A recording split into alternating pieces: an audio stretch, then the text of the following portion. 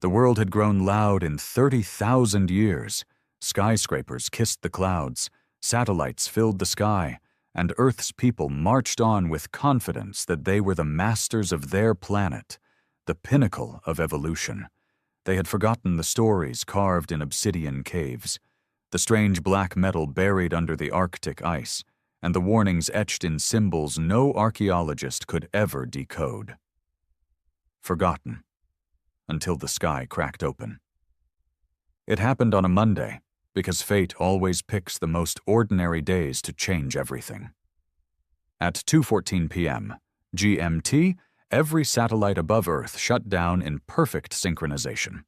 No signal, no GPS, nothing. 23 seconds later, they saw it. A ship, if you could call it that. It was not sleek or beautiful like human sci-fi predicted. It was jagged, rusted, and humming with something primal. Some said it looked like a wounded animal, others like a ruined cathedral. Whatever it was, it moved like it had all the time in the universe. And it was descending, slowly, confidently, towards Earth. People didn't panic, not immediately. Governments tried to cover it up, scrambling for answers, declaring it a test, a glitch, a malfunction. But the ship didn't care about politics. It hovered over Greenland, over a forgotten glacier, and simply stopped moving. Then came the message. It wasn't broadcast on radio or hijacked through digital screens. It arrived through people. Thousands across the world suddenly collapsed into seizures, eyes rolling back, speaking in a language no human throat was made for. One voice, shared through many mouths, rasped into the world. This world harbors what is not yours. You built your civilization on what we left behind. We have returned, and we want our ship back. They called it the Voice. Within 12 hours, global panic exploded. Stock markets crashed, cities rioted. Greenland was declared off-limits by every major government. But of course, that only drew more attention. Journalists, scientists, mercenaries, truth-seekers, they all wanted to know what the hell the Voice meant. What ship? What technology? Was this humanity's first contact, or a claim of ownership? Dr. Lena Avasar had waited her entire life for something like this. A linguistic archaeologist turned conspiracy theorist, she'd been ridiculed out of academia for her theory that several ancient languages shared a hidden extraterrestrial root. Now people weren't laughing. They were begging her for answers. 30,000 years ago, she said on a global broadcast, an object crash-landed in the ice, not a meteor, something older, something built. Early humans found it and tried to worship it. That's where we get the sky god myths from the Paleolithic era. But eventually it was buried again, lost to time. Until now. The camera zoomed in on her tired, determined eyes. The Voice says we took something that wasn't ours. But what if we didn't just take it? What if we used it, used them, to evolve? That theory sparked the fire. If Lena was right, then everything about human progress, fire, tools, language, cities, might have been sparked by contact with alien technology. It wasn't evolution, it was inheritance, and now the owners were back. The United Nations formed an emergency coalition called the Artifact Council, made up of world leaders, scientists, and military strategists. Their job: figure out what the aliens wanted and whether humanity could or should give it back. The problem was, nobody knew exactly what the ship was. The one hovering in the sky was newer, maybe even a messenger, but the original ship, buried deep under the Greenland ice for millennia, was something else entirely. It powered cities. It solved hunger. It made weapons that turned deserts into glass in minutes. Humanity had taken pieces of it, reverse-engineered it, and built an entire generation of hidden technology from its secrets. Even the Council didn't know how far the corruption went. Governments kept secrets from each other. The artifact had become the skeleton key to global power. Giving it back would mean collapsing the very foundation of modern life. But the aliens didn't care. On day 4, a second message came, this time through seismic pulses felt across every tectonic plate. Return what is ours, or we will take it. And just like that, Earth was no longer home. It was the scene of a heist, and the owners had come back to collect. The Artifact Council convened in a secure bunker beneath Geneva, built during the Cold War, but now filled with trembling voices and heated arguments. The mood was grim. Half the world's leaders weren't even physically there, choosing instead to join through proxy screens that flickered and jittered, the electromagnetic fields around the alien vessel wreaking havoc on even the most hardened tech. General Elias Munro stood at the head of the table, a retired American war hero turned head of Earth's United Defense. His eyes were dark from sleepless nights, and his voice, though calm, carried the weight of unspoken dread. "They've given us a warning," he said, "but that wasn't a threat. It was a promise." Lena Avasar sat 2 seats away, her palms sweating. She wasn't a military strategist or a politician, but she was the only person in the room who seemed to understand the language, the culture, the intent behind the voice. "They're not bluffing," she said, leaning forward. "They didn't come here to negotiate. They've waited 30 millennia, and to them, that's probably nothing. You think they'll wait another week while we play nice and pretend we can control this?" President Sia of the Eastern Coalition narrowed her eyes. "Then what do you suggest? Hand them back the core of our civilization? Dismantle everything we've built in the last century? You want to go back to living in the dirt?" Lena shook her head. "I'm saying, if we don't talk to them, if we don't understand them, they'll do the dismantling for us." Then the power cut out. For 6 seconds, the entire planet went dark. Hospitals, airports, security grids, satellites, all of it, gone. Then, just as suddenly, it came back online. But in that brief window, something changed. In 12 cities across 6 continents, massive black pillars had appeared overnight. Unscannable, impossibly tall? No video footage showed how they arrived, but eyewitnesses claimed they grew out of the ground, as if planted like seeds long ago, waiting for a signal. The voice returned, not through seizures this time, but directly into every human mind. "The seeds remain. The debt remains. The ship is ours." Lena felt it like ice in her spine. The voice wasn't just words anymore. It was memory. Flashbacks poured into her head, visions of a time she'd never lived. Primitive humans crawling into the wreckage of a godlike vessel, touching glowing panels, seeing the stars for the first time. Fear, worship, curiosity, a silent agreement between species that spoke no common language. And then, betrayal. The humans had broken into the ship's heart, stripped it of its energy, killed what was left of the alien crew trapped in stasis. It wasn't inheritance, it was desecration. And now, the tomb's owners had returned. Back in Greenland, Operation Deep Lock, a top-secret excavation site built 2 decades ago, was now silent. No signal, no survivors. The Council tried to send drones, all of them fried mid-air, some exploding as if repelled by an unseen force.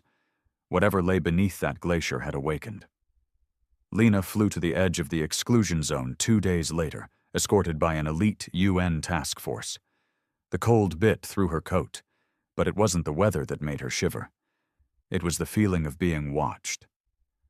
The ship above hovered in dead silence.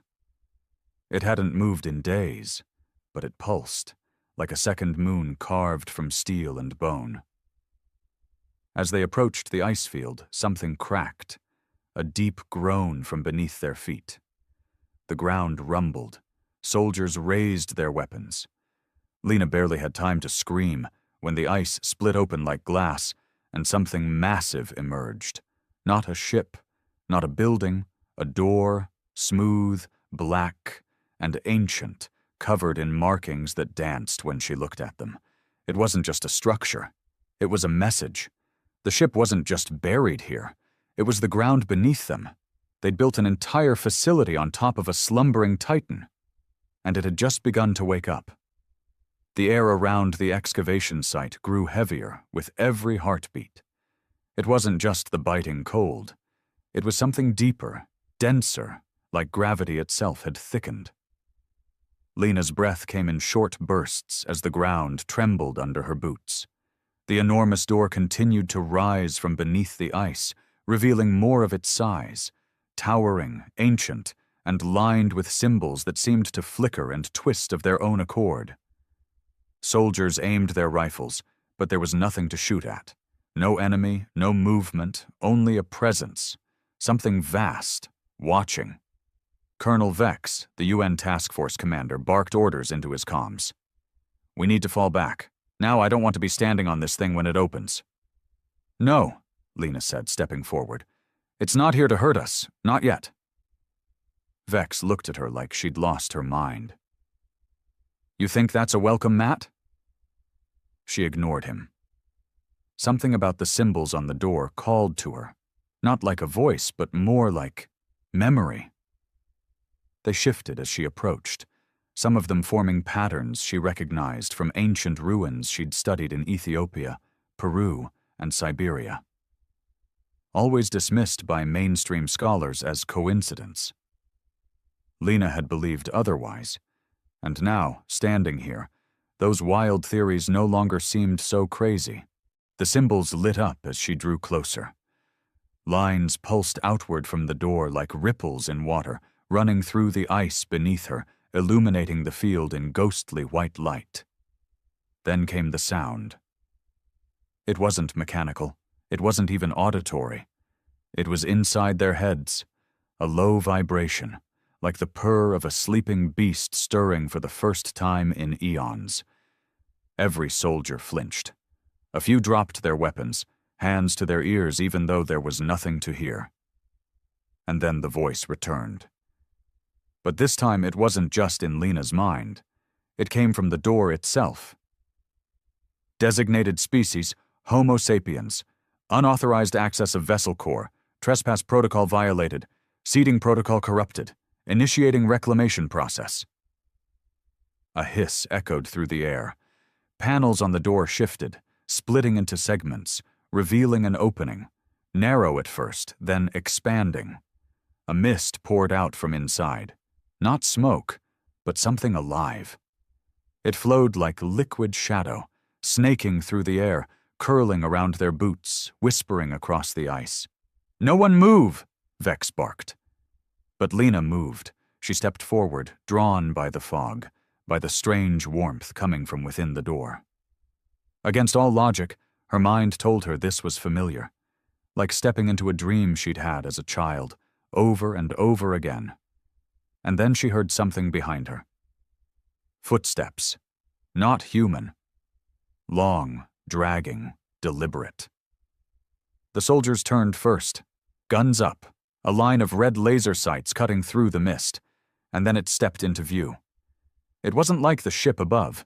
It wasn't a sleek alien with glassy skin or insect limbs. It was tall, humanoid in the worst way, like someone had tried to imitate a human body and failed. Its arms were too long, its neck too stiff, and its skin looked like old stone fused with metal. One eye glowed blue, the other was empty. The soldiers opened fire. Bullets punched into its chest and arms, sparks flew, chunks cracked off. But it didn't fall. It didn't even flinch. It raised its hand, 5 fingers sharp as blades, and flicked its wrist. Every soldier in a 30-meter radius collapsed instantly. No blood, no screaming, just gone. Vex hit the ground hard, clutching his chest like his lungs had stopped working. Lena screamed, running to him, but the creature turned its gaze on her and paused. That one glowing eye dimmed, pulsed, and changed color, deep violet. It tilted its head. Then it spoke, not with the voice but its own, low and rasping. "You remember." Lena froze. She didn't understand what he meant. The creature took a step toward her, then another. Each footfall echoed across the ice like thunder. It stopped just a few feet away. You are not of the Makers, but you carry their echoes. I don't understand, she whispered. You will. And then the ice split again, violently this time. A rift opened beneath the facility. The fog surged inward like it was returning home. More of them stepped out from the shadows. Dozens of tall, jagged, broken figures. Not an invasion force, a funeral procession. The ship was not just a machine, it was a tomb, and the dead were finally waking up. The air grew still, like the world itself was holding its breath. Lena stood frozen between the crumbling edges of the ice rift and the line of creatures emerging from the mist. They moved like memories, slow, deliberate, haunted. Their jagged forms whispered through the cold, each step echoing with sorrow more than threat. She felt no malice from them, only mourning. Behind her, Colonel Vex gasped back to life. He clutched at the frozen ground, dragging himself upright with a snarl of pain. What the hell are they? Lena didn't answer. She couldn't. Her mind raced with the echoes still ringing inside her head. You are not of the Makers, but you carry their echoes. What did that even mean? The lead figure, the one who'd spoken to her, stepped forward again. Its body was battered, fractured in places, its limbs reinforced with alien metal, like crude prosthetics. But it was its eye, the glowing violet lens, that held her attention. It didn't just see her. It recognized something in her. From behind, a soldier stirred, coughing up blood. His voice cracked as he tried to speak, but the figure raised a hand, and instantly the man calmed, unconscious within seconds. No violence, just silence, just sleep. Lena gathered her courage and stepped closer. What are you? She asked. The figure tilted its head. Its voice came again, rasping through broken vocal cords and layered tones. We are the custodians. We were left behind. To sleep. To heal. You woke us before time was ready. But we didn't know, she said. We didn't even know you existed. He turned slowly, gesturing to the sky, to the massive vessel still hovering like a second moon. They knew. She followed his gaze. The voice, he nodded. That is the archive. It is the memory of our kind. It speaks in the absence of the living, and it has judged your kind. A cold lump formed in Lena's throat. Judged us for what? For taking what was not yours, for thriving off what you did not understand, for forgetting the dead, while using their bones to build your world. She swallowed hard, the truth cutting deeper than the wind. He was talking about the buried ship, the original vessel that had shaped early civilization. The technology humans had stolen, repurposed, glorified without ever knowing its true cost. I didn't know we had done that, she whispered. Most people didn't. That knowledge, it was buried, hidden by governments, by corporations. You can't hold all of humanity responsible for what a few powerful people did. The custodian's expression didn't change, but something flickered in his voice. Doubt, maybe, or pity. You are children, he said, curious, reckless, dangerous, and now the ship wants to reclaim what it lost. Suddenly, the ground beneath the fractured ice groaned again. A massive circular hatch within the ice, nearly half a kilometer wide, began to twist open, revealing an impossible chamber beneath. Warm, glowing light spilled out from the depths. It looked like the inside of a living machine. Towers of silver bone rose from the earth, pulsing with power. Suspended in the center, hanging by threads of light, was something glowing, a core of blue and gold energy. Lena's knees nearly gave out. It was the heart of the buried ship. The source of everything humanity had reverse-engineered. Power grids, anti-gravity experiments, nanotechnology, even the first prototypes of human AI neural links. The seed of modern civilization. And the aliens had just reactivated it. Soldiers on the ridge screamed into radios. Drones tried to record the event, only to burn out mid-air. The entire planet was watching now, helpless to intervene.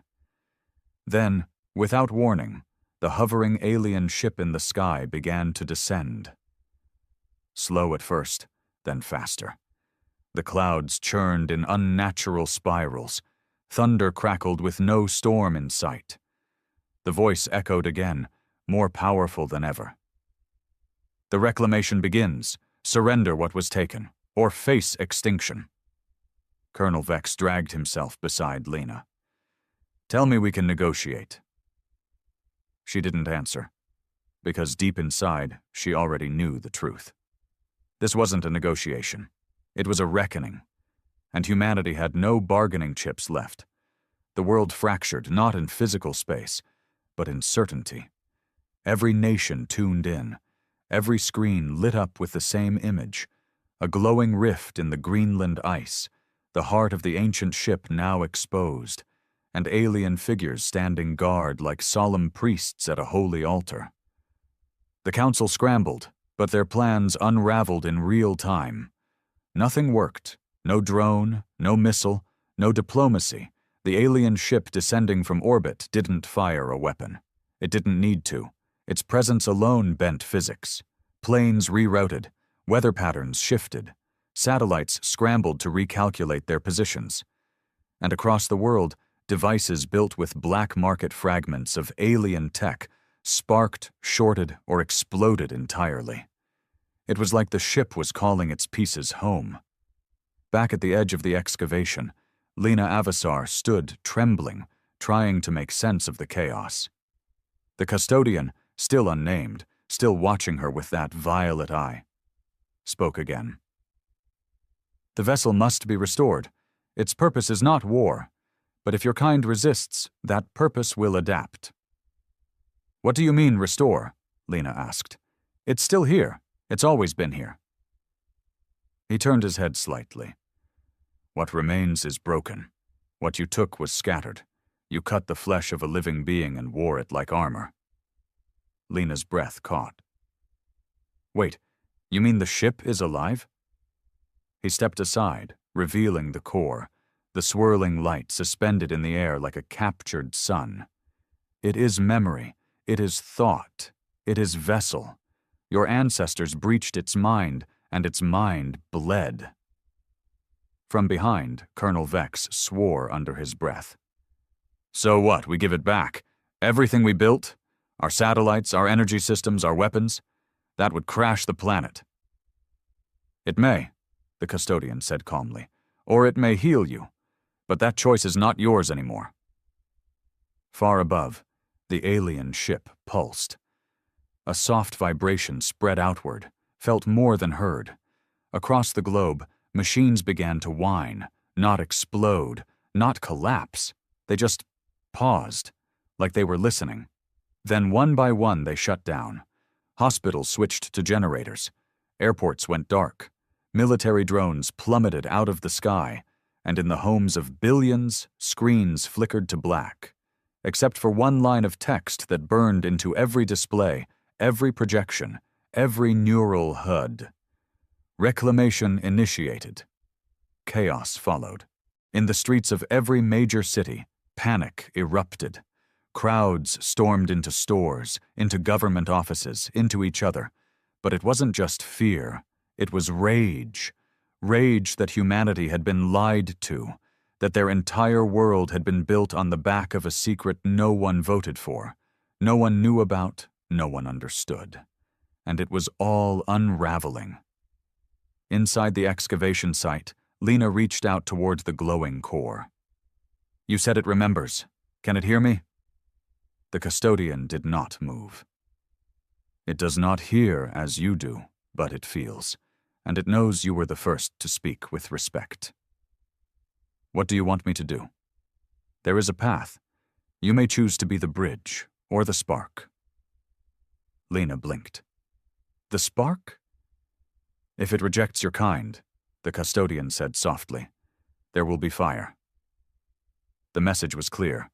Lena could attempt to communicate with the ship, to mediate between the aliens and humanity. But if she failed, if the ship judged humanity unworthy, it would burn the Earth clean. Above them, the orbiting vessel shimmered as more structures unfolded from it, like wings opening or claws.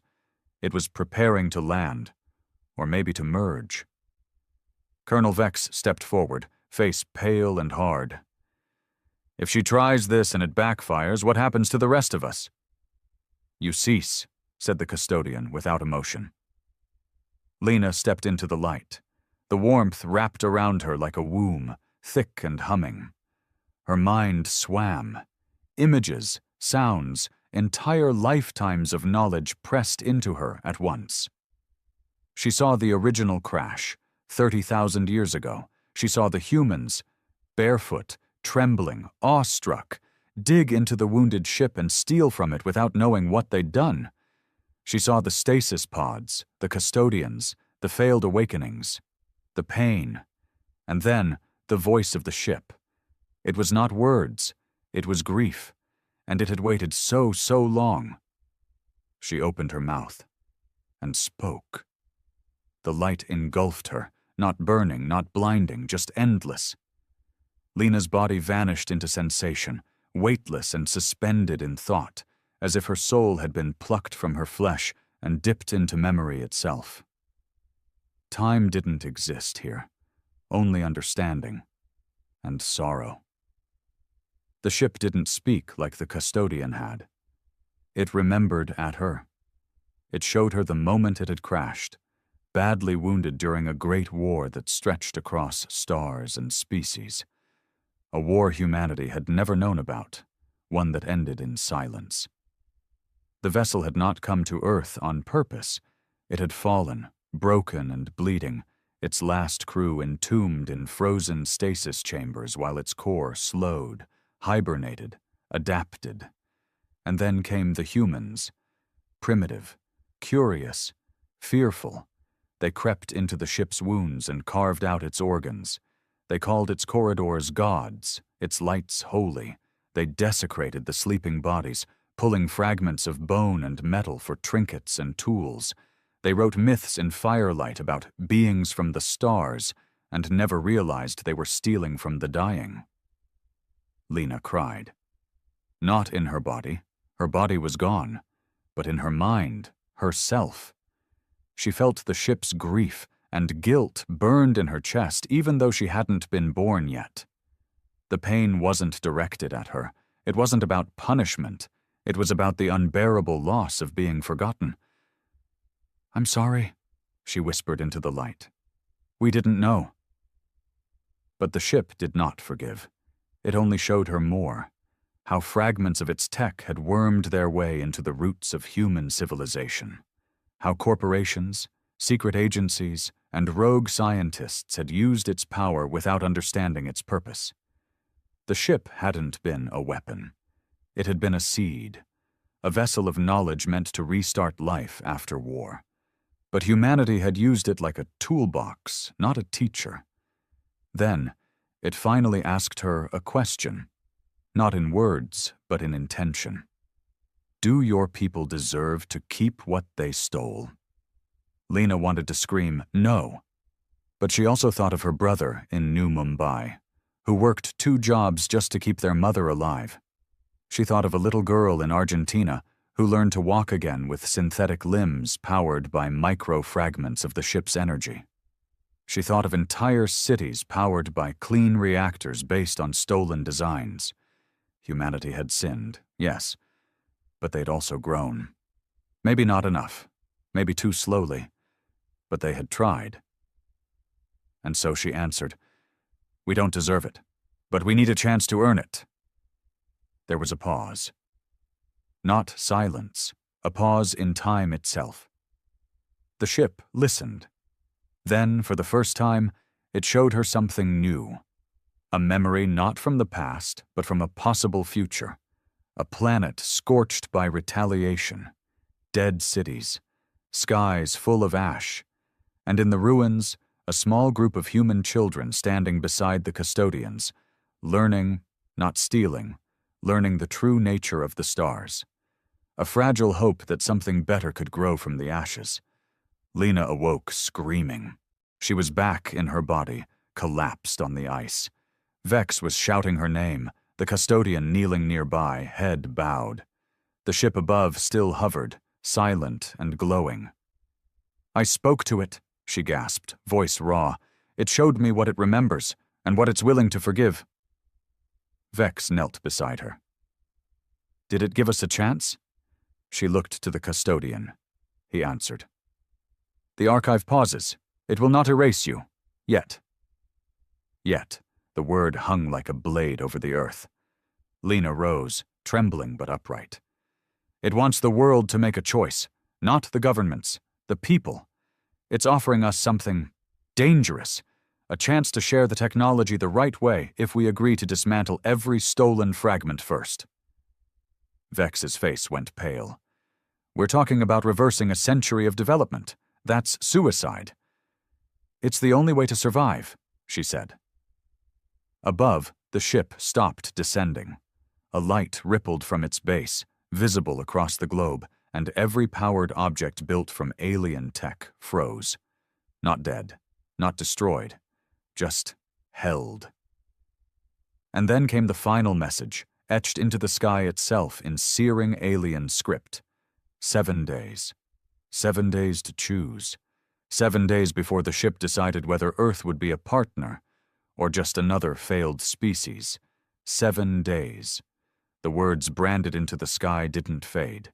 They hovered like a countdown over Earth, seared into the clouds by forces no science could measure and no weapon could erase. People across every continent stared upward in silence, their lives paused, their systems frozen. Governments scrambled.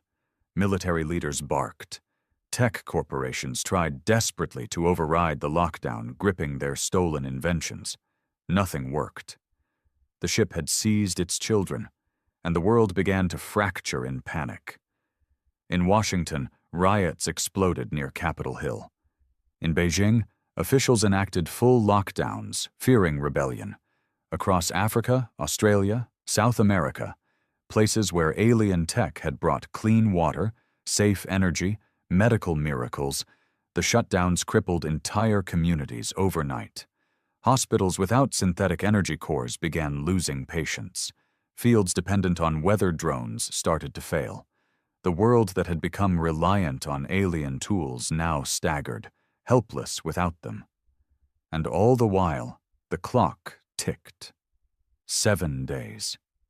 Lena sat in a bunker beneath the Geneva Council hub, surrounded by diplomats, scientists, and military minds who had stopped pretending they understood what was happening. She hadn't slept.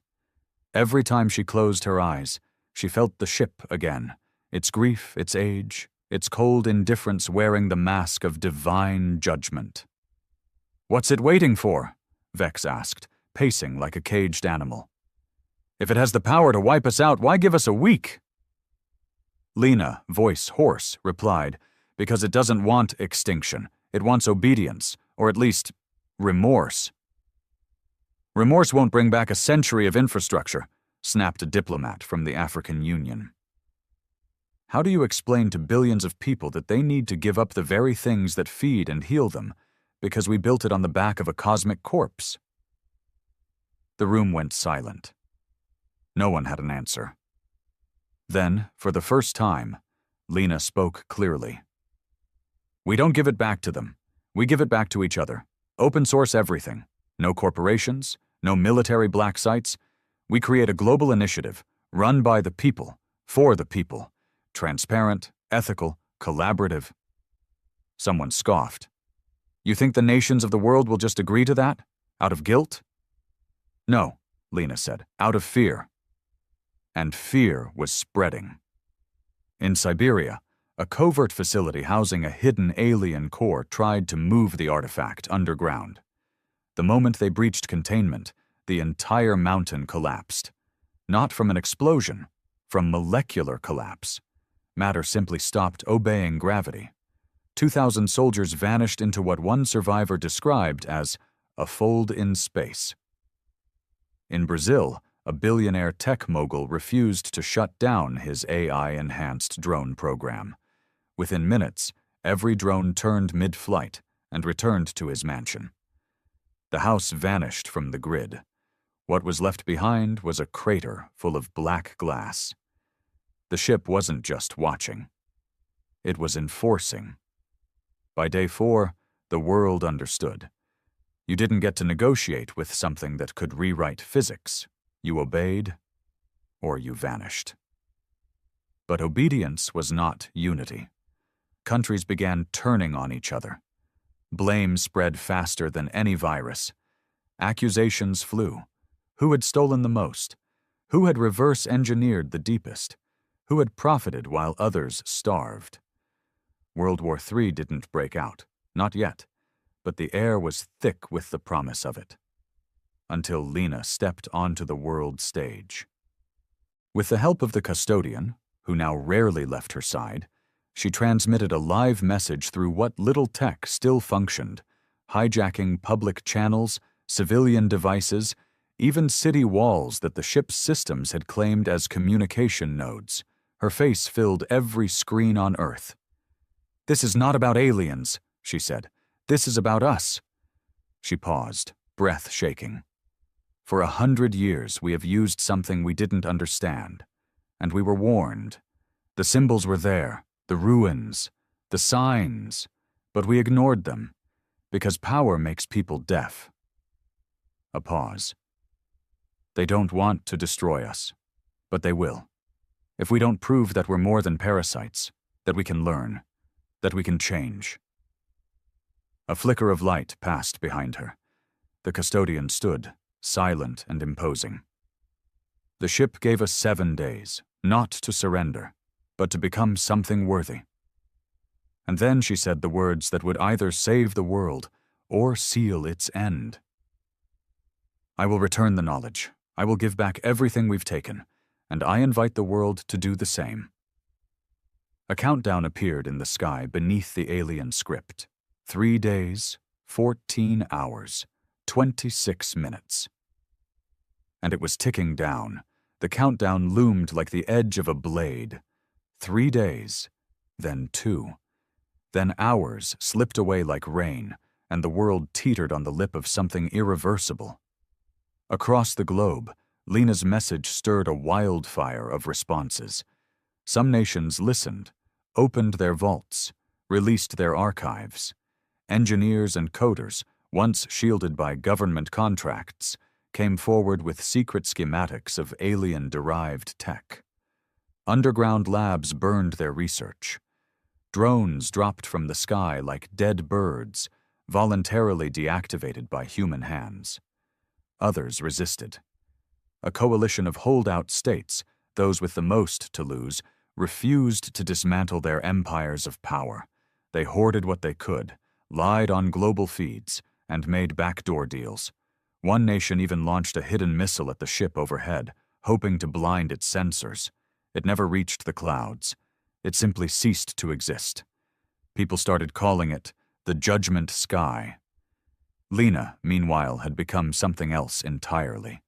Not a politician, not a prophet, but something more dangerous, a believer. She had tasted the grief of a species older than Earth's mountains. She had seen the ship's memories. And she understood now, this wasn't about justice, it wasn't about vengeance, it was about balance. The custodian stood by her at all times, his broken body humming with strange energy, guiding her like a shadow of fate. Together they worked with what remained of the Artifact Council to coordinate humanity's last plea for mercy. In Greenland, the chamber beneath the ice glowed brighter by the hour. The alien ship above, the Archive, had fully descended now, resting on a cushion of gravity just above the Earth, stretching like a massive metallic temple across the horizon. Some thought it beautiful. Others thought it looked like a tomb. As the final day arrived, Lena stood atop the main excavation platform, wind tearing through her coat, frost biting at her skin.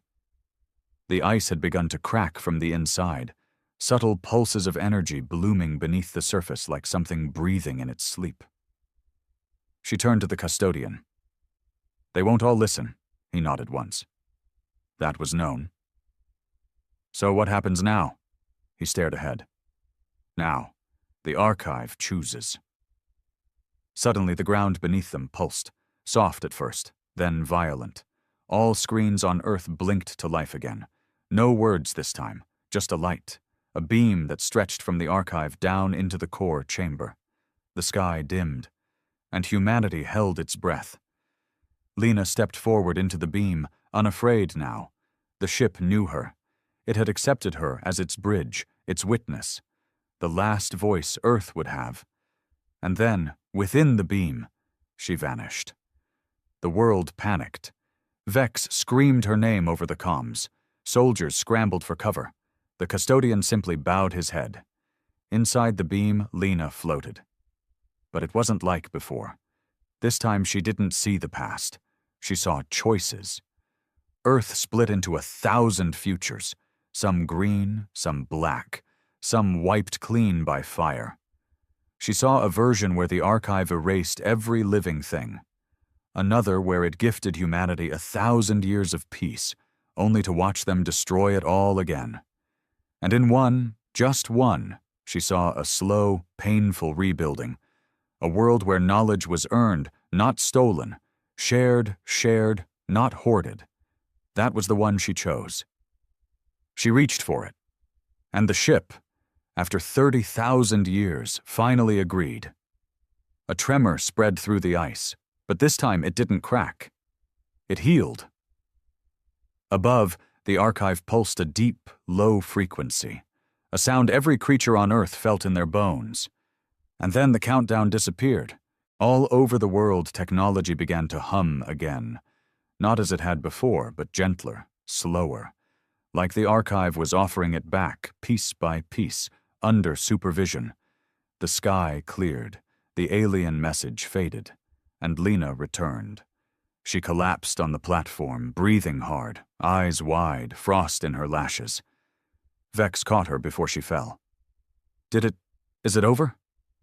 She looked up at the sky where the archive still hovered. But now it was rising. Slowly, with solemn grace. "No," she said, "it's not over, but we've been given time." A week later, the world declared a new era. The custodian left quietly, returning to the ice and disappearing into the core of the ship, his mission complete. Humanity began to rebuild, this time together. And high above Earth, the archive drifted into the dark once more, leaving behind a planet that now knew the cost of touching the stars without asking first.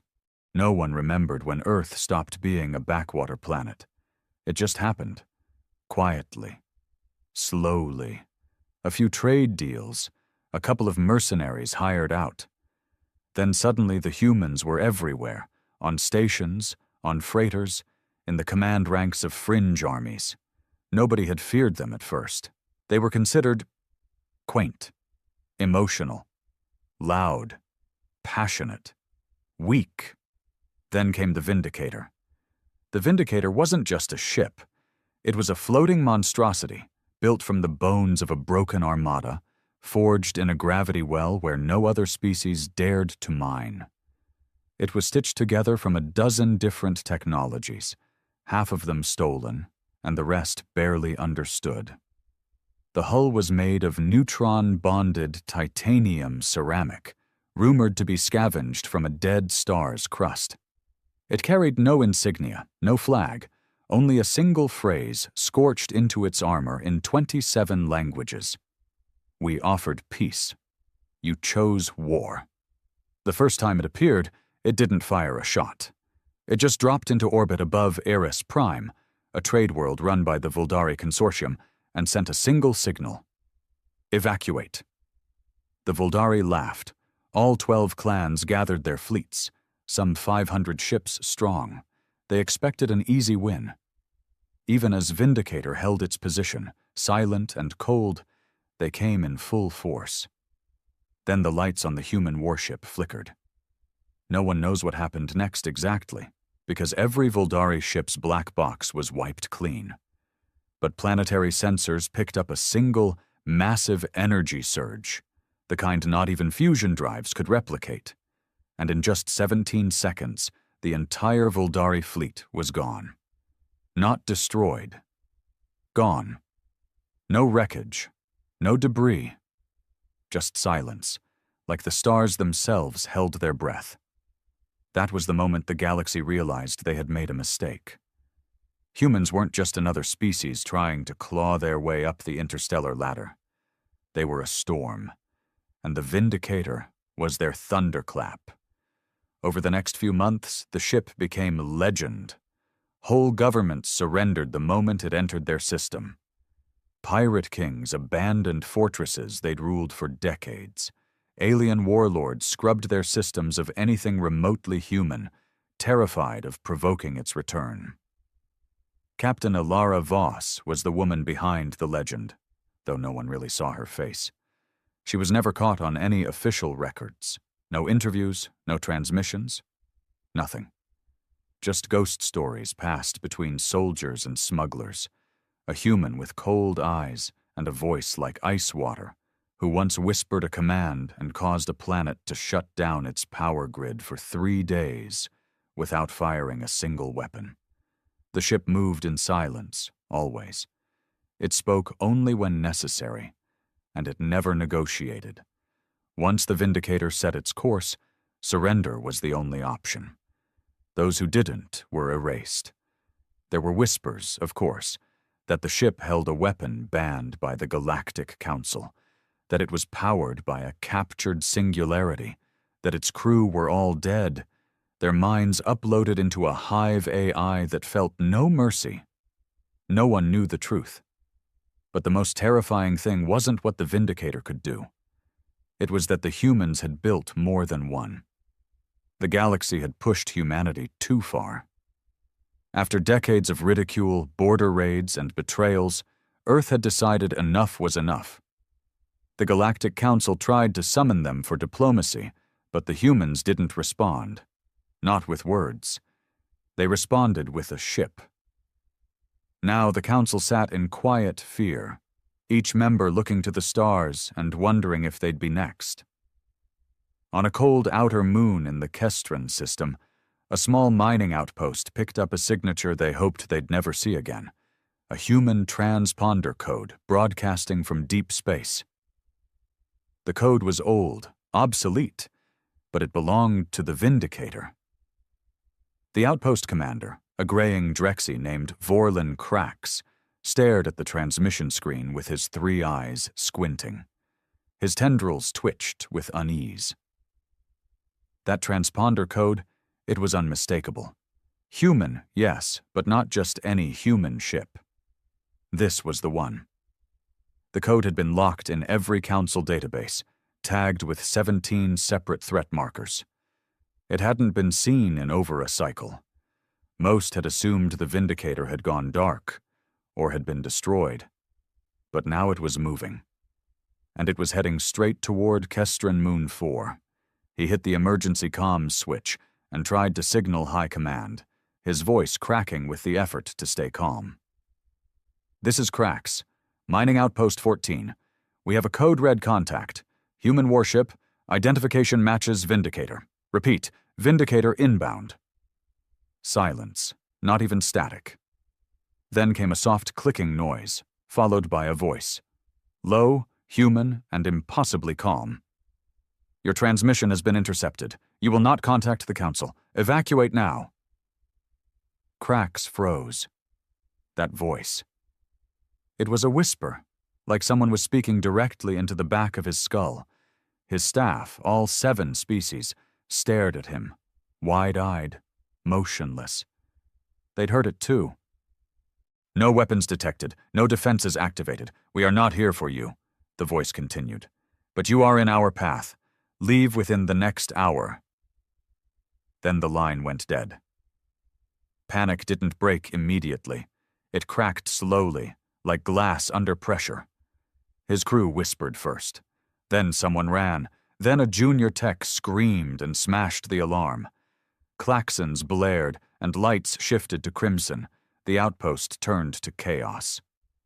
Krax stood silently at the comm station, breathing heavily.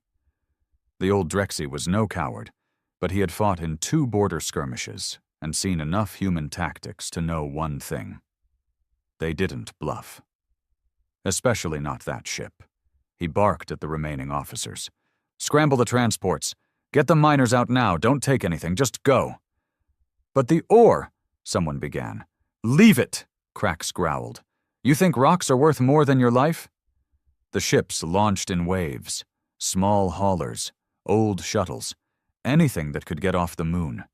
They didn't wait to form ranks or check manifests. Just escape. An hour passed. Nothing happened. Then, from the black of space, the Vindicator emerged. It didn't jump in with the usual energy flash or warp distortion. It just appeared, like it had always been there, cloaked in darkness, waiting. Its silhouette eclipsed a good portion of the mining moon's upper horizon. Lights ran down its spine like a sleeping predator, each one pulsing slowly, rhythmically. The ship made no sound, but every being who looked at it felt something deep in their gut twist and turn. The outpost was empty now, save for Krax and his assistant, a young Joran named Thal. Thal refused to leave. "I have to see it," he'd said. "I need to know why they're feared."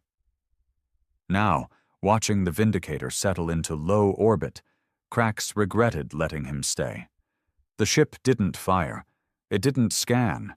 It didn't even acknowledge them. Instead, it opened a single bay, massive and silent, and from it, a much smaller ship emerged.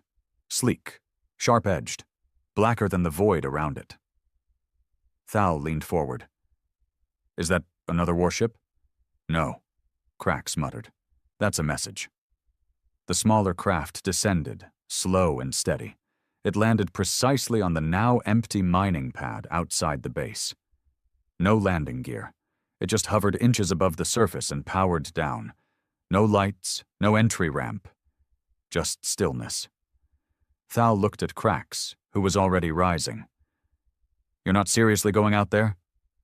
"I want to see it too," Krax said grimly. They suited up and exited the station. The cold bit through even their thermals. The small craft stood like a monolith. No markings, no sound. Then, without a sound, the surface of the ship rippled. A small panel slid open, revealing a single item inside, a sealed case. Krax approached it slowly. The case was plain. Metal, human design. No locks. Inside, nestled in black foam, was a data crystal. Krax didn't touch it. Thal did. The moment his fingers brushed it, the ship behind them vanished. Not lifted off. Not cloaked. It simply wasn't there anymore. The data crystal pulsed once in Thal's hand. Krax stared at it like it was a ticking bomb. "What the hell did they just give us?" he whispered. Thal's face was pale. His voice shook. I think it's a list." Thal held the crystal like it was radioactive. His hands trembled, eyes locked on the pulsing glow at its center. Krax didn't speak. He didn't have to. Whatever was on that crystal, it wasn't just some standard message or a warning. Not from humans, not from that ship. They hurried back inside the outpost, silent as ghosts. The corridors echoed with their footsteps. All the miners were long gone, and the silence was making Krax itch under his carapace. It felt wrong. Like the station itself was holding its breath, waiting for something to scream. In the main comm room, Thal inserted the crystal into the data reader. The console hesitated, then flickered to life, overloaded with encrypted code far beyond anything Kestran tech could handle. But it wasn't encrypted to keep people out. It was encrypted to make sure someone specific saw it. After a few flickers and loud bursts of static, a projection emerged. A hologram. Human. Female. Ilara Voss. Even though neither of them had ever seen her, they both knew instantly. The coldness in her eyes wasn't something you could mistake. She didn't blink, didn't move. Just stared straight ahead, as if time had frozen for her alone. Then she spoke. "If you're seeing this, then the Vindicator has passed you by. Consider yourselves fortunate." Her voice was low and deliberate, like a calm before a storm. Every word was chosen like a weapon. "This is not a threat. It is a notice. You are now in possession of a council-sanctioned artifact, the Watch List." Thal leaned forward. "The what?" Krax's stomach sank. He knew that term. Old rumors, half-whispers from political offices and underground resistance channels. The Watch List wasn't real. It was a myth, a secret document listing every regime, fleet commander, warlord, or scientist deemed too dangerous, corrupt, or cruel by humanity's hidden authorities, too dangerous to coexist. "The list is not a demand for surrender," Ilara continued. "It's a final audit. Each name, each location, has been vetted by human intelligence, cross-referenced with 17 different species' war crime records, and double-confirmed by AI historical reconstructions." The projection changed. Dozens of names began to scroll. Species, homeworlds, fleet coordinates. Some Krax recognized instantly. Admiral Kareth of the Ulax fleet, known for purging refugee ships. Chancellor Brevin, who sold out his own citizens to an insectoid plague just to save face. Even members of the council itself appeared, their names glowing red. "This is not justice," Ilara said. "This is balance. You tipped it. We are correcting it." Krax stepped back, jaw tightening. "They're not negotiating. They're executing." Thal was pale, eyes wide as he watched the names keep scrolling. "There's hundreds of them." Ilara's voice took a darker tone now. "If your species is listed, your leadership will receive one warning, one chance. Evacuate your people. Dismantle your weapons. Cease expansion." The hologram flickered briefly, as if something far more monstrous was trying to bleed through the transmission. "If they do not," she said, "they'll disappear." Quietly, like the Vuldari. Krax felt his knees buckle slightly. This isn't war anymore. It's something else, something worse. Thal turned to him. "They're not trying to win a war. They're trying to end the game entirely." Then the feed paused. A soft beep, a blinking line at the bottom of the screen. New message incoming. Unlike the crystal feed, this one came in live. And it wasn't Ilara this time. It was another human, an old man, bald, no uniform, just a dark sweater and sunken eyes. He looked tired, worn. "My name is Tobias Ran. I used to be a diplomat. I tried to stop this. I failed." His voice cracked halfway through, and Krax felt something inside his chest tighten.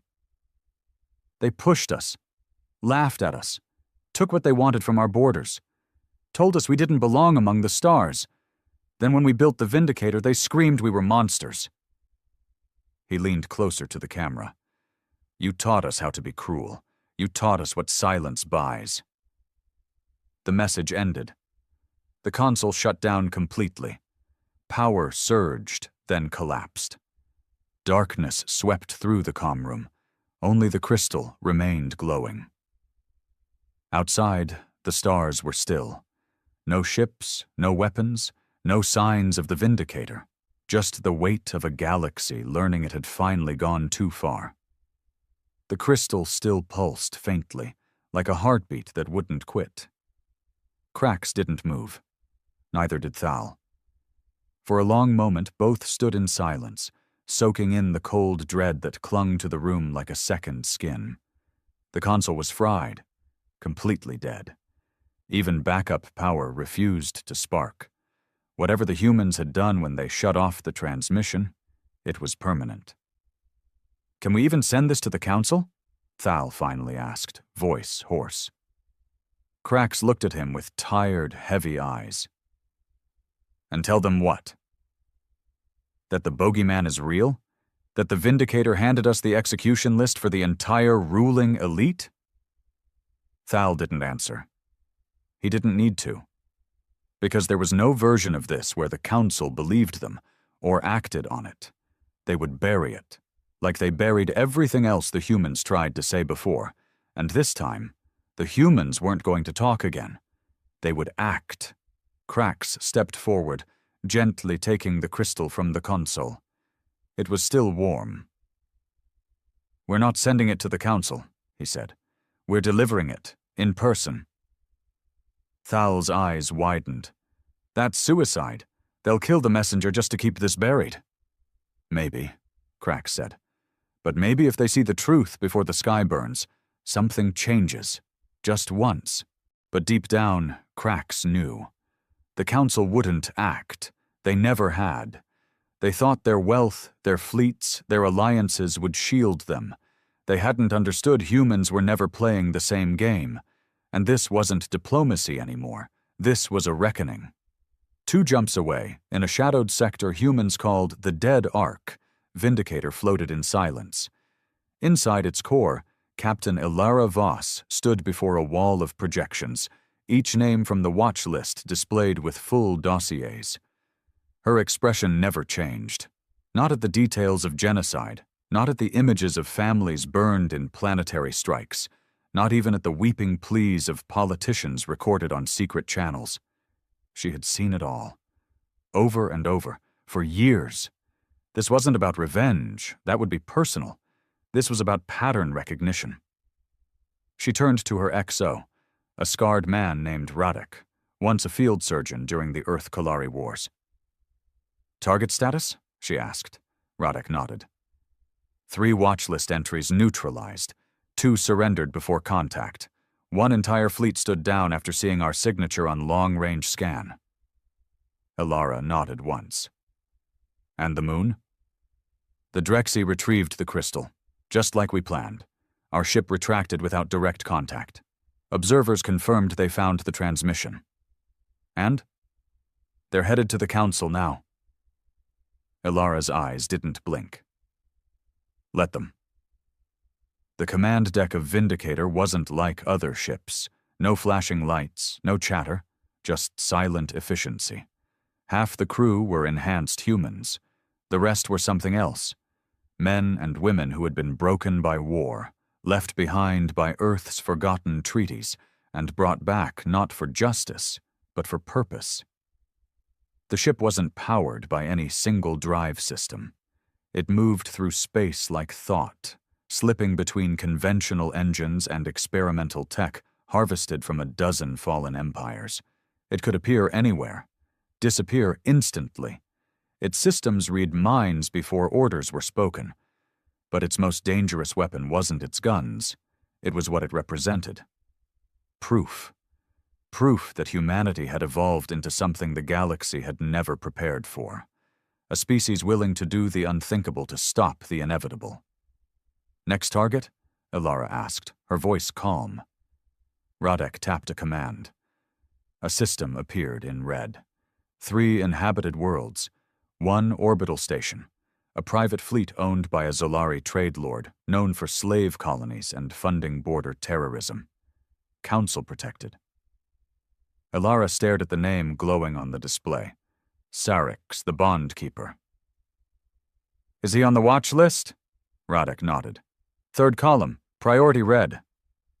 "Any children on those colonies?" "Not anymore. Moved them off planet last cycle. He knows we're coming." Ilara's jaw tightened. "Good. That means he'll understand why we don't stop." The lights dimmed. The Vindicator began its slow shift into jump phase, humming with quiet menace. At that same moment, across the stars, dozens of hidden human ships, sisters to Vindicator, smaller but just as lethal, received their silent signal. They activated. The list had started moving. And the galaxy? Still believed humans were a minor threat. That would change. Very soon. Council Hall always smelled like fear. But today, it reeked of something worse. Denial. Krax stood in the center of the chamber, hands behind his back, flanked by two silent guards who looked more ceremonial than protective. Thal was beside him, clutching the data crystal like a relic from a forgotten god. Around them, the semicircular hall buzzed with hushed voices, murmurs bleeding between languages. Every council member was present, 58 of them, seated on thrones of ego and comfort, staring down like judges at an execution. Above their heads, a giant holodisplay flickered with the opening frames of the watch list, paused and pixelated for dramatic effect. "Outlandish," hissed High Speaker Vereen, a silver-plated Altari with venom for a tongue. "Fabricated or worse, human propaganda. This is a threat to galactic order." "It's a warning," Krax said, voice echoing across the chamber. "One you've ignored before. Don't ignore it now." Several councilors scoffed.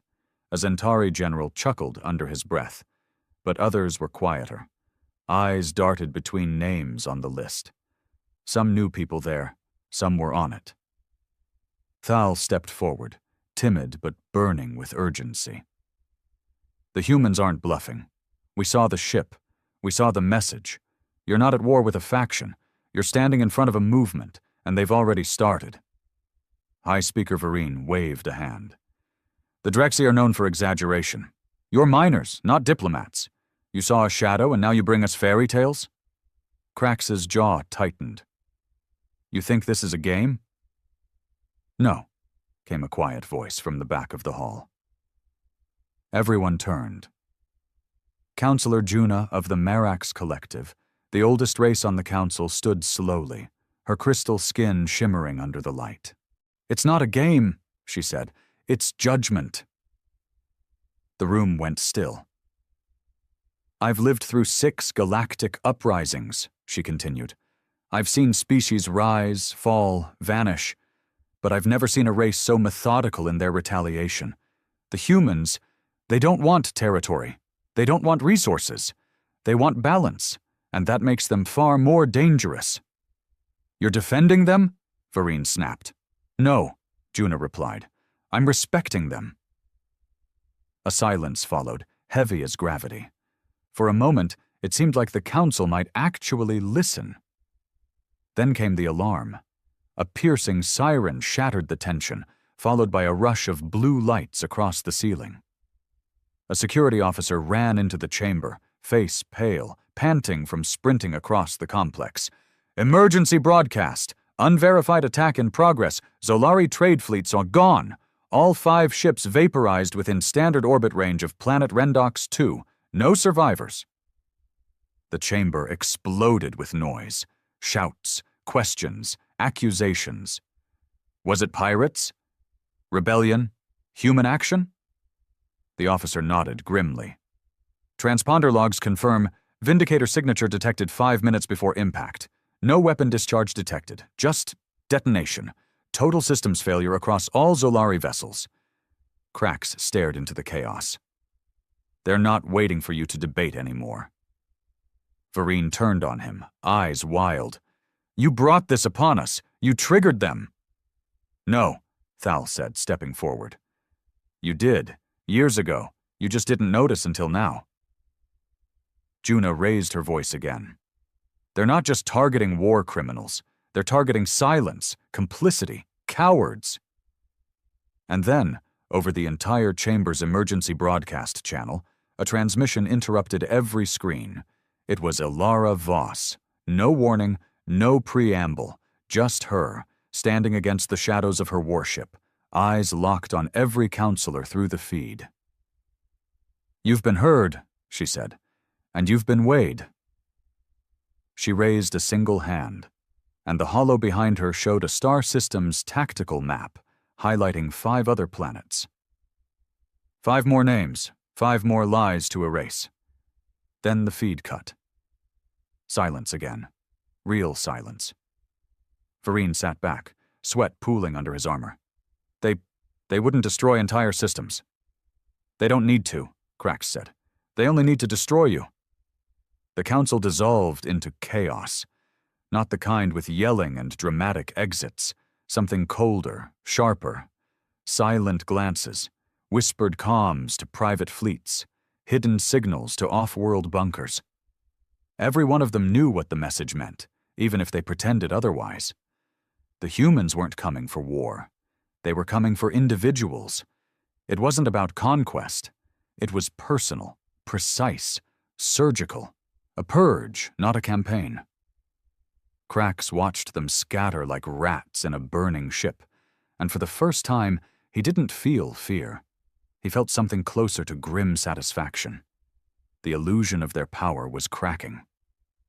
Finally, Vereen leaned toward his console, sweat glistening on his metallic cheek plates. We'll authorize strike teams, anti-human protocols, hunt them down like vermin before they destabilize everything. Juna's voice cut in like a blade. You try to hunt them now and they'll burn every last trace of your name from the stars. No one argued, because she wasn't wrong. Across the edge of the Helix sector, a Zolari destroyer floated in low orbit above a luxury colony on Rendox 2, or it had. A few hours earlier, it was a gleaming symbol of Zolari influence, impenetrable, arrogant, armed to the teeth. Now it was a shell, a husk. The command bridge had melted from within, systems fried not by traditional EMP but a virus, a thought weapon, coded and broadcast through exotic radiation. No defense existed for it. No one knew how the humans had even discovered the technique. Bodies still sat in their chairs, unmoving. No burns, no wounds, just gone. Only the ship's Central A I had managed a final message before disintegration. One word.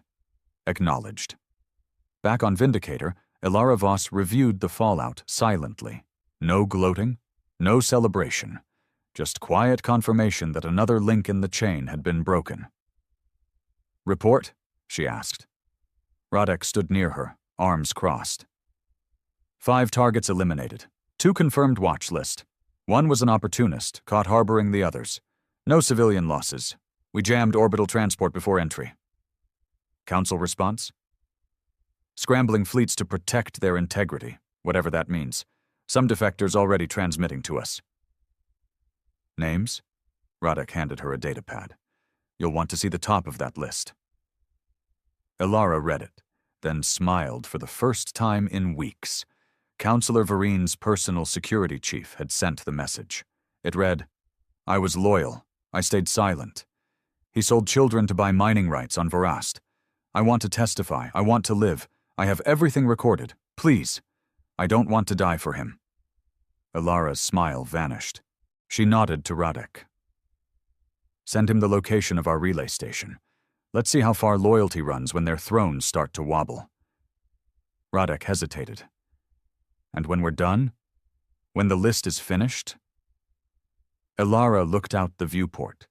The stars stretched endlessly, cold and quiet. Then we build a new list, she said.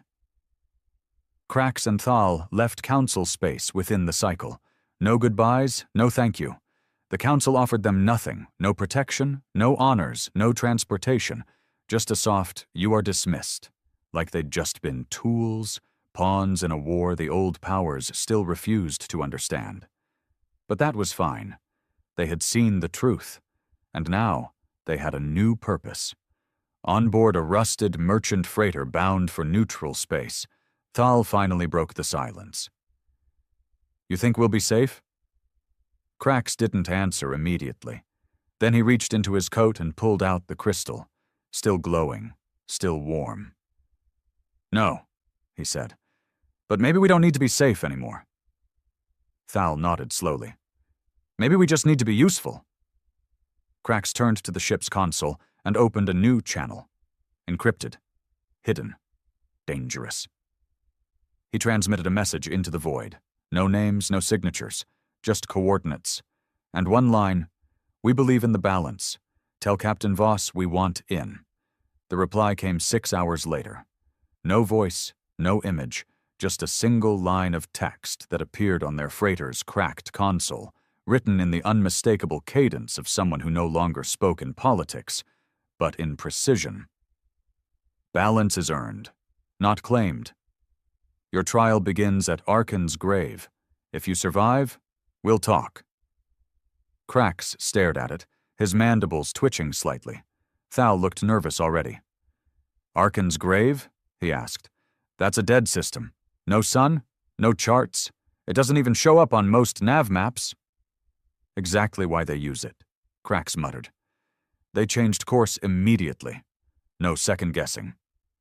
Krax had already decided. This wasn't a plea for mercy anymore. It was a choice. Either sit back and let the galaxy decay like it always had, or become part of the cleansing fire that was coming. It wasn't morality anymore. It was survival on new terms. And maybe justice, just not the Council's version of it. Arkan's grave was worse than Thal imagined. No sun meant no warmth, no gravity wells, no time markers. Just an endless spread of shattered planets, broken moons, and ancient wreckage frozen in eternal drift. Dozens of ships floated lifelessly, their hulls rusted, torn, or melted by forgotten weapons. Some had markings from extinct species, others bore signs of recent violence. They floated in silence, lit only by the eerie glow of a collapsed gas giant that shimmered faintly in the distance.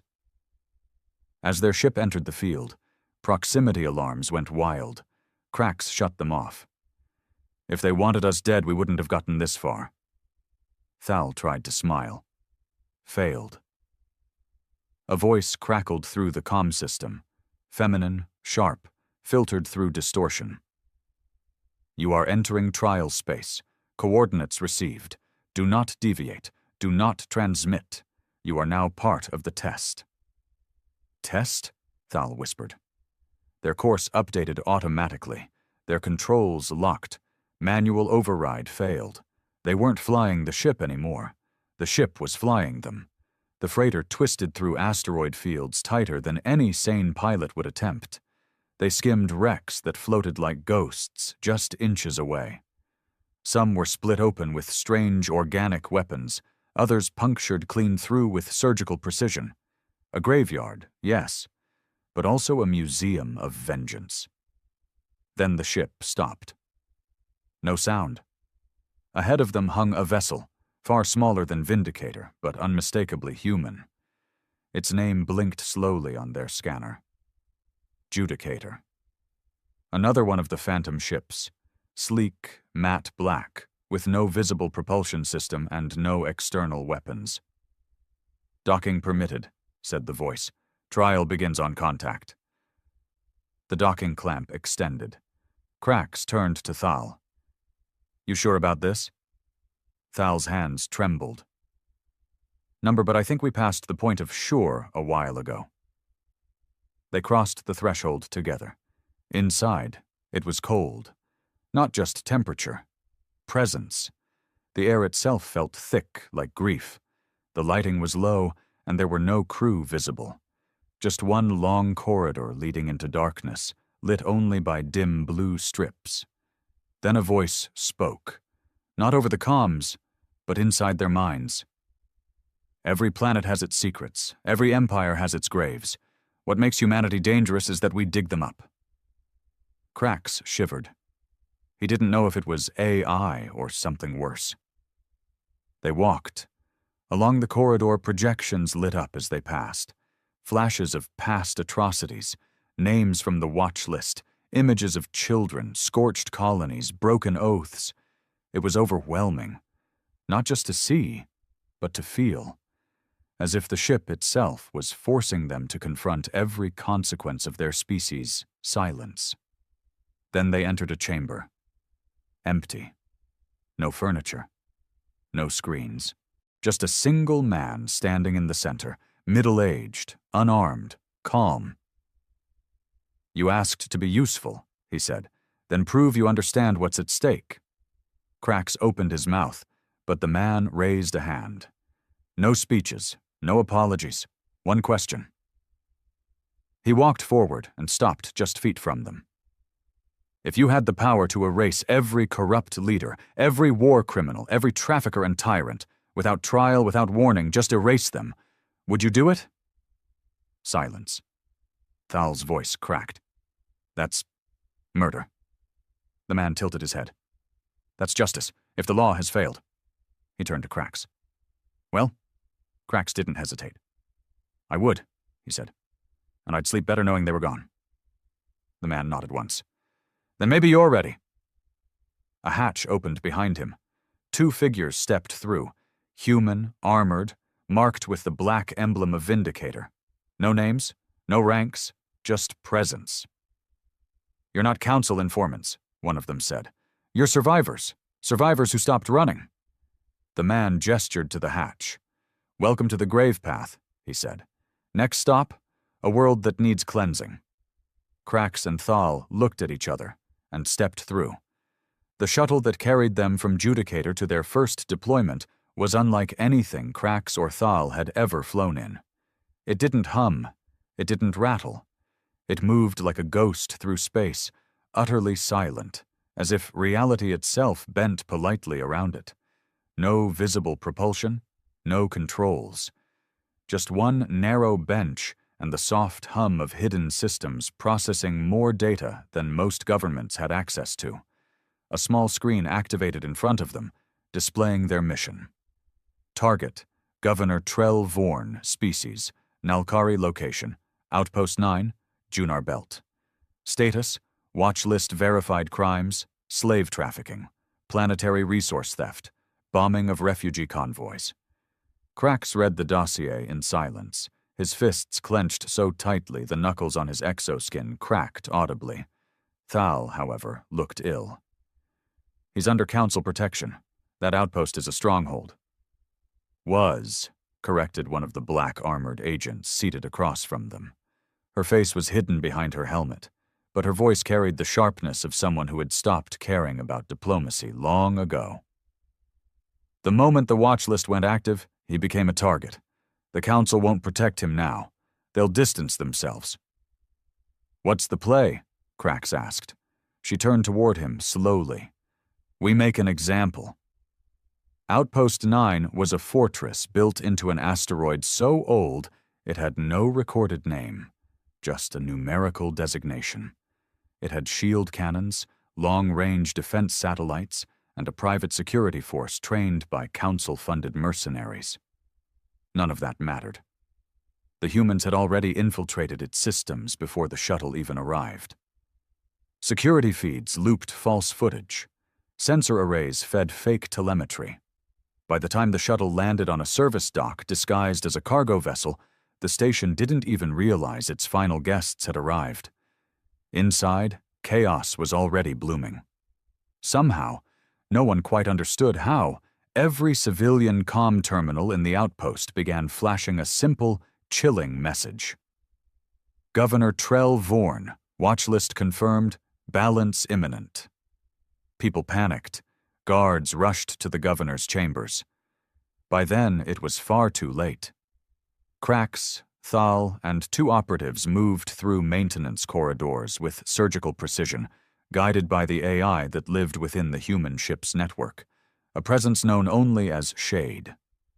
It whispered directions directly into their minds. Turn left. Guards approaching, stun only. Vorn is 4 levels below. Elevator access compromised. Use shaft E77. Krax never asked how Shade knew. He just obeyed. When they reached the governor's private bunker, it was already unlocked. Vorn sat inside, pale and trembling, his once gold robes clutched in his fists like they might protect him from death. He knew who they were. I was just following trade policy, he stammered. You can't judge me like this. I'm protected. Council law. Thal stepped forward before Krax could. Council law is what let you sell children for minerals? Vorn tried to bolt. He didn't get far. The human agent raised her hand, and a pulse of dark energy wrapped around him, freezing his nervous system with microscopic precision. He didn't die. Not yet. Instead, he was paralyzed, conscious and awake as his entire databank of crimes, every message, every transaction, every bribe, was downloaded from his implant and broadcast back to the outpost's comm towers. The message reached billions, and just before the humans left, the final step came. They didn't kill him. They left him on the central plaza, shackled, branded, with one last message projected above him in bold human script. This is balance. The list is real. The reckoning has begun. By the time Council forces arrived 3 hours later, Vindicator and its crew were already gone. Not a trace left behind, not even heat signatures. Just fear, just truth, just the growing realization that something old had awakened inside humanity. A willingness to do what others wouldn't, to clean up the galaxy by force, not to rule it, but to reset it. Back aboard the Judicator, Krax stood at the viewport, watching the stars shift around them. He wasn't a soldier, not really. Neither was Thal, but they were now part of something bigger, something irreversible, something righteous. Thal stepped beside him. "You think we'll ever go back?" Krax didn't look away from the stars. Back to what? Thal didn't answer, because there was no back anymore, only forward. And ahead of them? The next name on the list.